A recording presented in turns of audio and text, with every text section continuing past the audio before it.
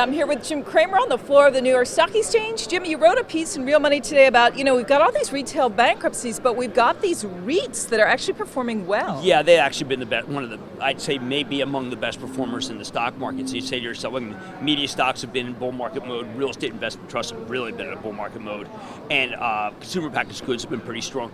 And what makes the REITs that are publicly traded, whether it be Kimco or it be Tanger, whether it be Simon, whether it be Federal Realty, is that there's just not a lot of construction going on. So it's a scarcity of supply. And what happens is that when you see an A&P go broke, or an REI, when you see a Sports Authority, those leases are gobbled up, PacSun, and the terms of the leases are often so low that when somebody goes under, these REITs get to raise numbers, not lower numbers. Now, A&P have to put some money in because they were rundown stores.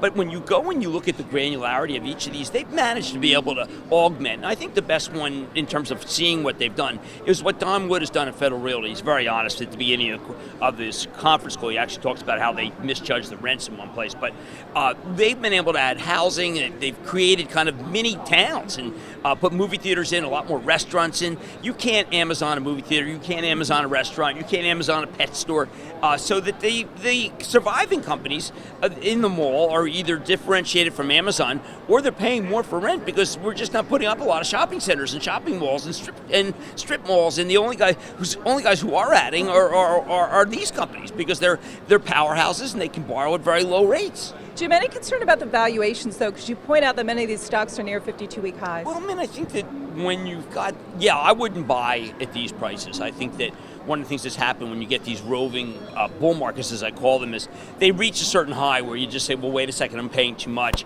and then the bulls go on to another. But it is interesting to see HCP offering its manor care properties, because one of the things that's happened is that the healthcare related REITs have been soaring. Ventas really making a comeback. I was shocked that Deb Cafaro had to come and defend the Ventas market model. She's so good, and it turned out when she defended it on Mad Money, it was low. And that group is rising too. The REITs have been among the strongest, and I think they're among the strongest. Matt Horween, thank you for this, because the Fed's on hold, and this group trades entirely on rate hikes. Okay, Jim, thank you so much. I'm Rhonda Schaffler for TheStreet.